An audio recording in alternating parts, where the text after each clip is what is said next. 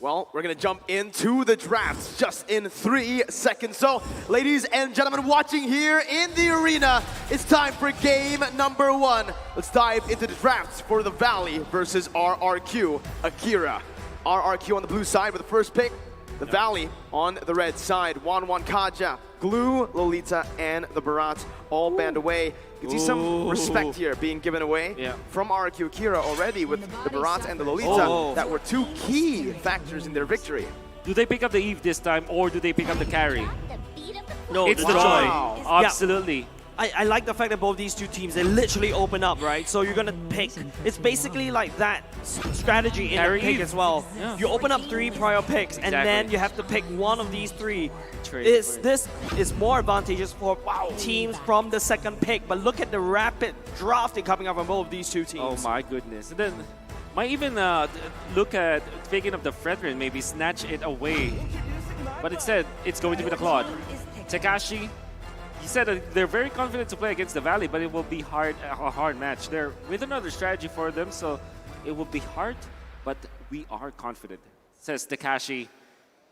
We call him the Miracle Boy in the Tagalog tree. Ooh, why? Why the Miracle Boy? Well, let's just say that he looks like he is a player who plays internationally. Oh, I see. Yes, the Mr. International face. Mr. International himself, Takashi. But on the other side, you also have Mr. International in Mobazane, right? This man, again, bringing BTK back at M3 to top 3. This time around, he's opted to go for more of a utility jungler route, and I think this is a great pick for them, right? I think the main source, or the main things that have been criticized for Valley has been in the draft, not utilizing a lot of those flex picks, but since getting dropped down to the knockout stages in the lower brackets, they have improved on this case very much so. Flex pick on the Grok and 2 prio heroes that are just extraordinary, but the main concern now is still that Joy. No one can lock her down. And now even more counter crowd control heroes are going to be knocked out by RRQ Akira. Comforts of Mobazane. Banning out both Barrett and Fredrin means that Mobazane will have to bring out something out of the bag, because this is so far what they have been using for the longest time now. So are they even concerned to take out what? Maybe Akai? Yeah. Perhaps? I think Akai, right? Yeah. I mean, if you look at the drafts right now, Barat, Fredrin, you're leaning into just stopping Mobazane in that jungle, right? We haven't really seen Mobazane play a whole lot of heroes here. He's only just on the utility. And these are the heroes we usually see. Maybe he can still go for something like a Martis. That can... No, it's not going to be banned out, but Martis, Akai, those 2 heroes, good utility. RQ Akira with the Tamas ban, respecting obviously towards Fight Chicken. In the group stage, that's how they beat S11. But it is going to be the Kufra pick. So I like it because the Grok is still technically a flex pick here. We haven't seen Mobazane on the jungle Grok, but that's right. Possible. It's possible, very much possible. It's kind of crazy the fact that, you know, the Valley just selected the Kufra and then immediately we're thinking, oh, Fight Chicken could be the Grok EXP. To hold on a second, there's also the possibility of that Grok jungle. Another thing I like about this Kufra is that you also have a Joy that's bouncing around. Yes, she goes into this immunity thing, but I think this is something they could plan to see whether they could do something like, you need to try to stun this Joy immediately, because I feel like you just need to make sure that she doesn't hit her combos. You just need to slow her down, but it's going to be something that the Valley needs to ask that question. How are they going to stop the Joy? I was really about to say Matilda should be the pick for RRQ Akira. It could be the way to get into the backlines. It's also a great supplement for the Farsa if you want to go with burst down a hero. Even when the Eve pops the real-world manipulation, you have enough damage coming out from both Matilda and the Farsa, especially in the early stages. I'm thinking, how about a Liamward for the side of the Valley? If they're not concerned about like being a tag for Mobazane, at least you have that hero that can match up with the Martis. Karina, this is not a conventional pick nowadays. But it is a Mobazane-ish kind of hero. It is a Mobazane hero. You know, since the Karina got revamped, this is the hero that he has found a lot of comfort on. But again, with this hero being picked up, I think very little amount of times here at M4. I think the only time I ever saw it was in the group stage. In the knockout stage, the first time that we are going to be seeing a Karina. So this is the big question for us now. For NA as well. Will the Valley be able to prevail with this Karina pick? That is somewhat off meta, right? But with that being said, again, both of the drafts have been set. That Martis is going to be able to cancel out a whole lot of the lockdown CC that the Valley have drafted for themselves. This has been their main keys to success. But we'll see as we enter the land of Dawn for game number 1. Who will secure game number 1? There it is already.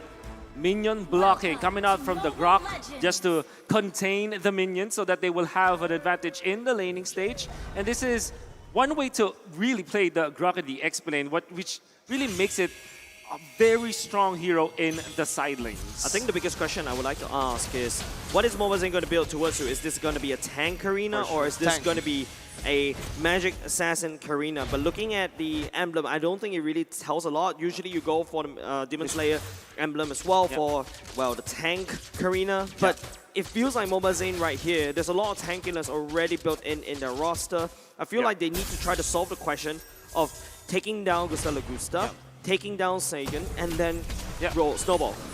Between the heroes of RRQ Brazil, like you have the Claude as well as the Matilda, and even the Martis at some regard. There's a lot of like uncontrollable damage. Like the Blazing Duet, for sure, you have the choice to turn it on or off. But whenever you put it up, you know that it's going in. That's where the Karina actually flourishes against those kind of heroes. You just reflect back the damage, and this is definitely a Mobazane kind of play style that we can see.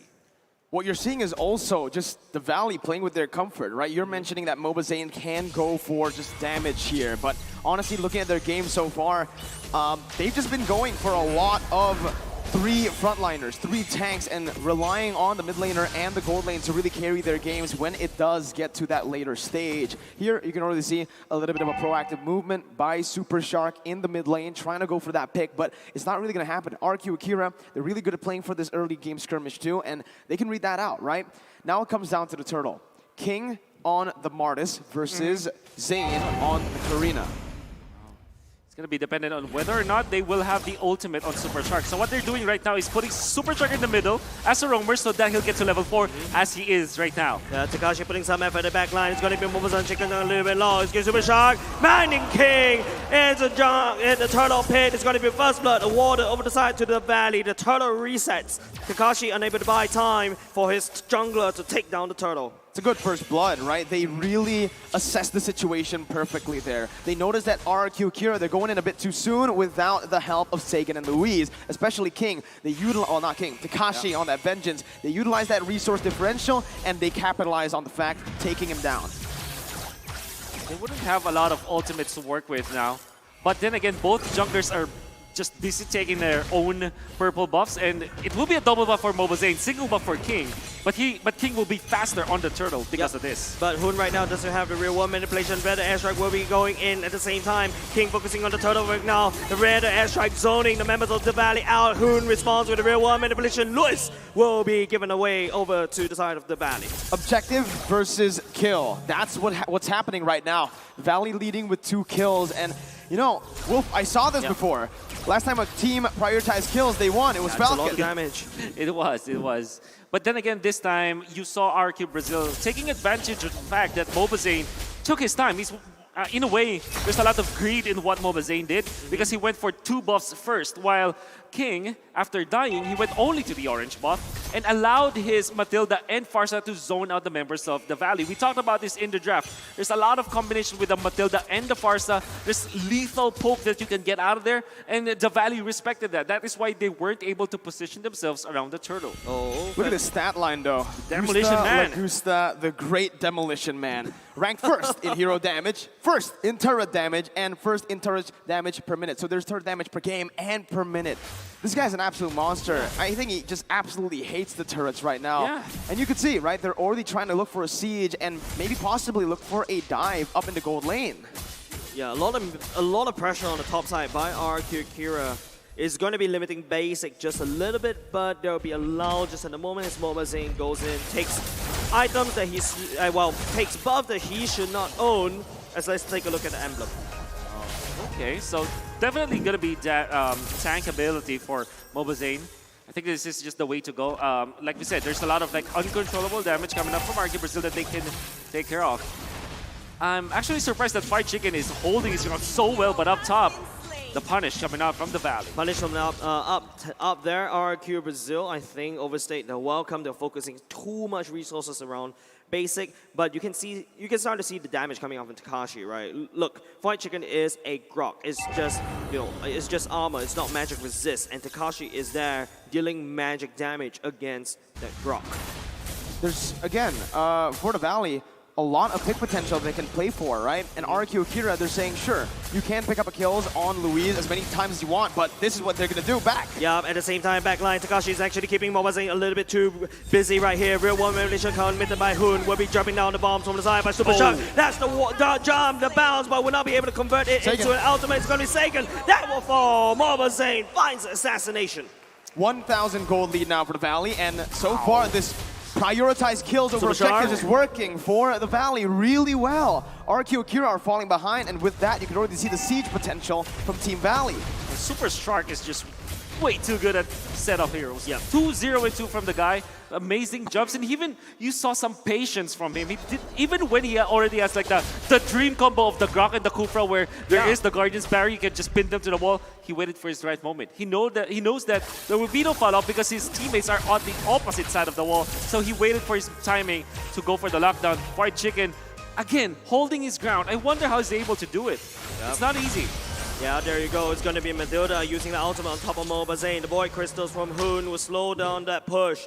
The Valley currently on 5-0 in terms of the kill score, but RRQ Akira has the better map control in my opinion. Yeah, I agree, right? The map control that they've been able to get with the XP lead in a few of these lanes because of the turtle. And even here, you can see the deaths, right? You look at the score and you think it's horrible for RRQ Akira, but most of these deaths have been placed onto the roamer. Oh, Feather Ezra coming in. Lewis is actually pincering. Look at how Augusta, the Demolition Man, going to business. He's taking down the top side. That's the first turret in the favor of RRQ Akira. Again, the people or the members from RRQ Akira that have been taken down are mostly just the frontliners, King and Louis. Sure, there are a few deaths here from Takashi and Sagan, but that's despite the point. They can actually utilize this 500 or 1,000 gold lead from the Valley, and they could just use it to farm constantly, right? Creating space for themselves on the map to get those power spikes on the Farsa and the Claws. Yeah, Fried Chicken using the wall charge, get out of the way. The real one manipulation on top of Hoon. It's going to be Sagan will be able to fly away with the wings by wings. No kills for the Valley for now, but you know they are hungry. All of the space that is created by Team Valley.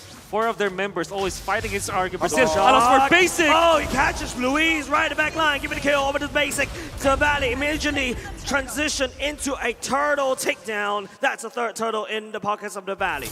RRQ Akira need to be very careful the way they're playing, right? Sure, it's still just Louise who's getting caught, not Gusta, not Sagan, but the more the roamer gets taken down, that's more or less map control you have, and Super Shark's going for it. Super Shark's going in once again. The rare strike going down to basically zone out, but that will not be enough. The Valley will be able to take down the top side as well. Mobazane going on 1v1 against King, but it's going to be a tanky Karina going up against a tanky Martis. I love to see it, right? 2 tanks just beating each other up. Yeah, man. Doesn't care about the minions. Hey, you and me in the middle right now.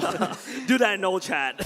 Okay. It will be difficult now to deal with the Valley already. You can see Super Shark picking up the Radiant Armor. Majority of the early game damage of RRQ Akira is based on magic. That's Joy, that's Farsa, that's Matilda, all nullified with this item. And then, if you're looking at basic, already picking up the Wind of Nature, it means that even the physical damage department, that's gonna struggle against Team Valley. I'm not seeing any damage output now, any DPS now coming out from RRQ Akira, so they just need to farm up. Maybe wait for their timings, but the Valley, they're not letting that happen. Oh, Super Shark jumps in, pins Takashi right into the wall. That's Basic picking up that kill for now. Hoon coming in, Mobazane coming in for the flank. King will not be able to survive. Karina finds assassination with the help of Hoon's Real World Manipulation. An amazing gank by the Valley, knowing exactly what RRQ Akira were doing. They placed most of their members up in that top lane. So the Valley just utilized that, capitalized, and just dove them down. No hesitation whatsoever. The Valley with crisp, clean communication, and they're going to be able to punish a bit more. Look at that. Because of the winning team fight at the bottom lane, Basic translates that into 2 turret takedown. RRQ Akira needs to solve this big problem. Where is their damage coming from? They will have to wait for both the Farsa and the Claude to have items before they are able to output the damage. At this point, the Valley is just way too bulky and just so farmed with 3.7 thousand gold of an advantage. RRQ Akira will have to wait for their moments. Will the Valley not let that happen?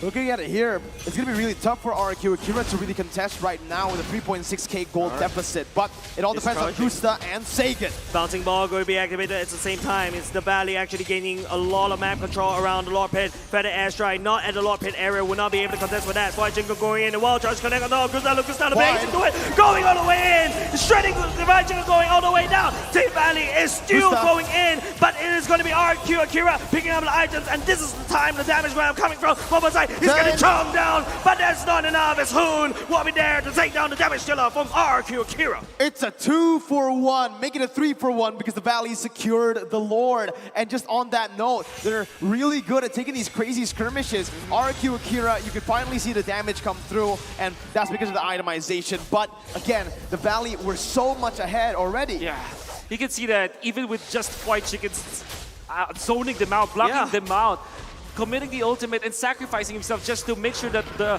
members of RRQ Brazil will not be able to come through. The peeling from the Valley is just way too good. Even utilizing the real-world manipulation just to not let King get into position.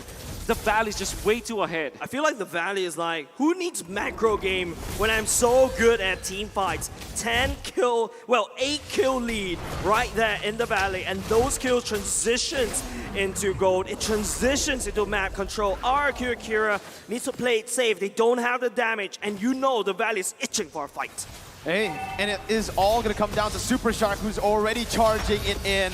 This man has been so aggressive, and he's been the one initiating all these crazy plays, right? If you don't have Super Shark, they wouldn't have this lead. Super Shark jumping in, real one man to go in. Super Shark all the way in the enemy base, and he's creating so much space for the time being. The Valley is actually focusing on the Lord in the bottom lane instead, and that is the prize. A White Chicken will sacrifice his life for the bottom lane turret.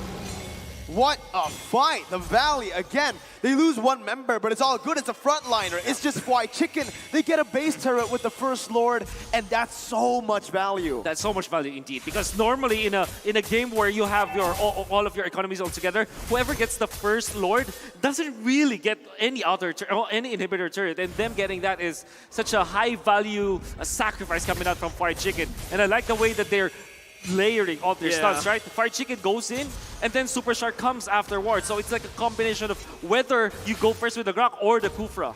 Well, you know, I have another question here. Looking at the itemization. Oh, never mind. Oh, so close there. Super Shark going to be poked down for a bit. They're looking for just a steal here. Actually, wow, good steal by Zane. But back to my question. The Valley and RRQ Akira. It seems like Gusta Lagusta is going to be the main man when it comes to the later stage of the game.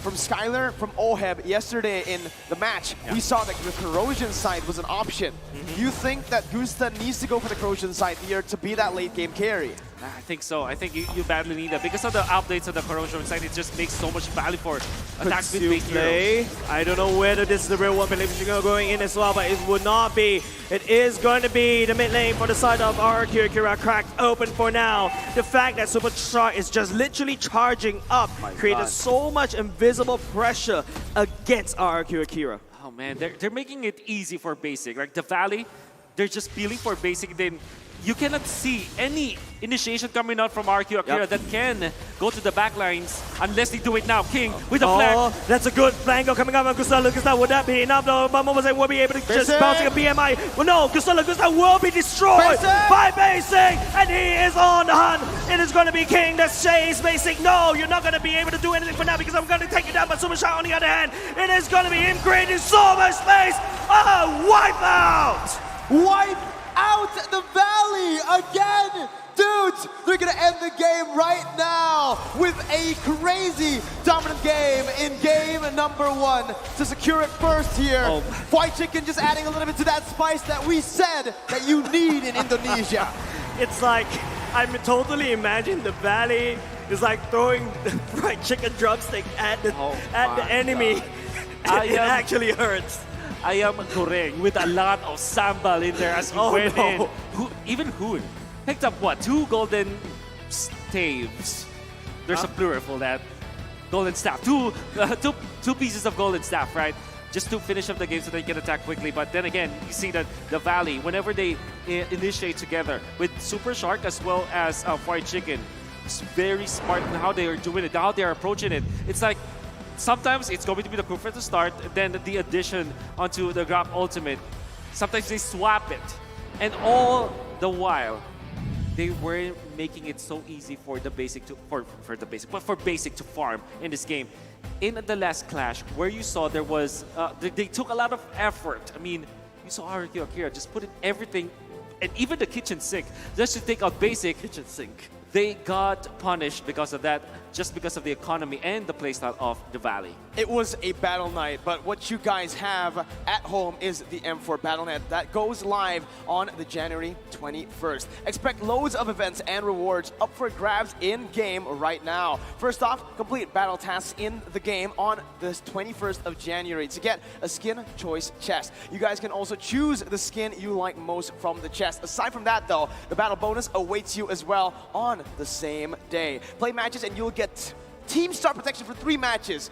If you play a best of 5, 3 matches, hey, you don't lose the best of 5. Double star raising points as well, double protection points, double XP, and double BP for 5 matches. But we don't stop there. We're not stopping there. No. We have free access to all heroes and loads of epic skins that will also be available that very day. So go ahead, save the date, log into the game on the 21st of January, enjoy the match and win tons of rewards. Let's all celebrate the M4 Championship together, including with your friends and with your family.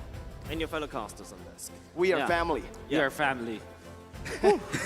Well, you know, Wolf, you had a lot to say. I know that the 3 analysts right now standing over there somewhere in the crowd, they have a lot to say as well, so we're going to throw it over to them. Boys, take it away. Dissect Game 1.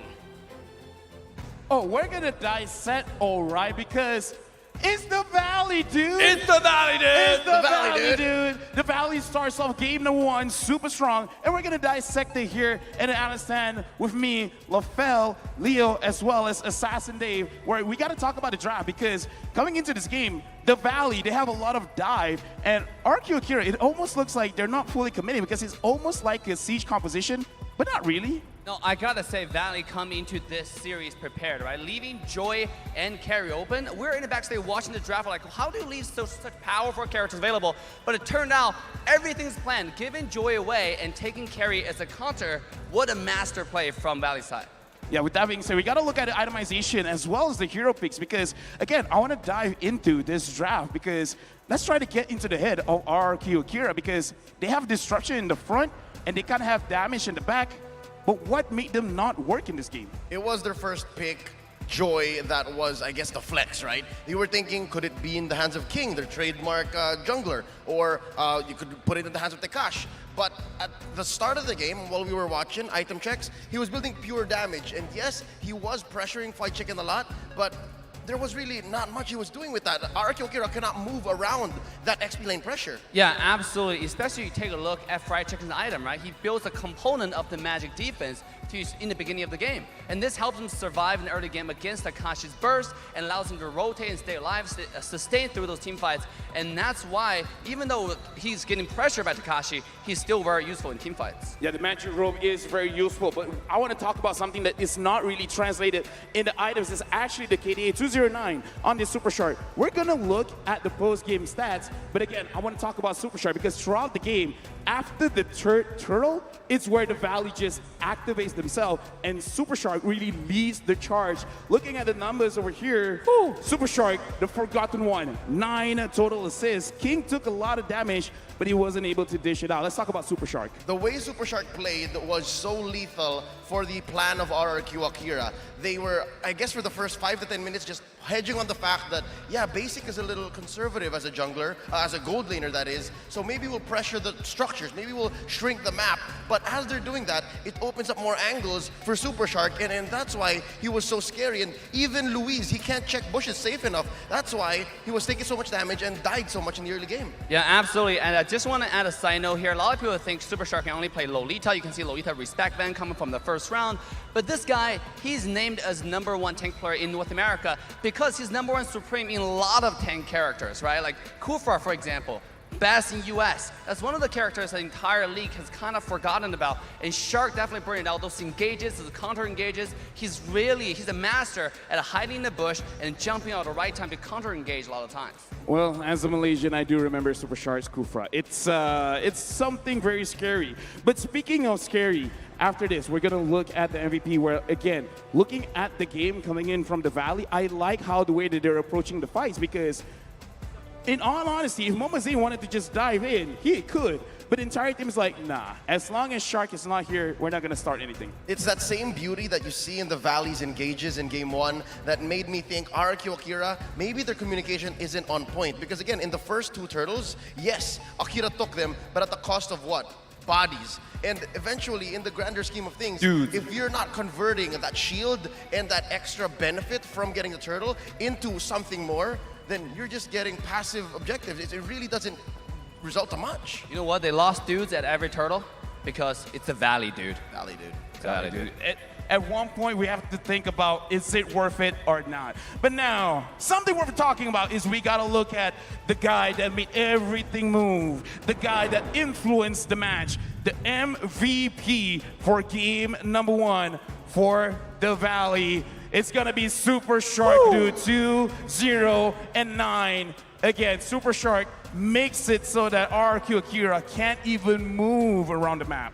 Yeah, absolutely. Super Shark with a 73.3% kill participation, right? This guy is everywhere. And I mentioned about the counter engage. This is such a good pick in this scenario because it counter Joy to the extreme. For those who did not know, if you try to dash through Kufa's bouncing ball, the only way to do that is if you use the crystal. You land the crystal on top of the Kufa. That's how you dash. Other than that, there's no way. And if you miss one dash for Joy, your entire skill tree got reset. You cannot use it anymore, you know? So it's actually one of the best counters for Joy. And that's not it. It's not even just the Joy, right? Yeah. It's one thing to try and counter the Joy, which is a big pick, but the fact that he was hiding in most bushes and Akira couldn't check, Akira couldn't tell. If they did, again, a lot of them get countered by the bouncing ball, those dashes from the Martis. It compromises the whole plan for RRQ Akira. And you see, this is first 5 minutes? No way. Yeah, looking at the first 5 minutes, looking at Super Shark's positioning, he is moving quite heavily around the riverside, but more importantly, he's controlling every single bush. He's making sure he understands where everyone is and then re-engages because looking at around the EXP lane, he's really staying across his own map. But the fact that if you want to contest for a turtle, you're going to show your face, making it very easy for Super Shark to really engage into the fights. LaFell, I think you're absolutely on point right there. You look at the progression of the He-Man, you can see that he's always in the bush here and there, right? When he's in the river, in the top lane, he's always in the bush ready to engage. And let's take a look at the highlights for Super Shark right here on the Kufa. You will notice sometimes when he needs to engage first, he will, but a lot of times when he needs to second engage, especially in this scenario, he actually did not engage first. He was in the bush waiting until Farsa showed up. Beautiful engages into the ult flicker that actually turn the whole battle around and make sure Farsa dies. So that's exactly what Shark is gonna do, I think, going to game 2. And by the way, when you have a really good engage, going with carry is deadly, right? Yeah. You mentioned with Luis jump to the bush, if he check the bush, bouncing ball, you're dead. And it's both ways that you're looking out for Shark, right? Whether it's through the re-engage, wherein they're the offensive, or when he's peeling for basic, which I think is a story of the later part of the game. And here now, during this siege wherein, again, Wolf mentioned it, it's rare that a level 1 Lord will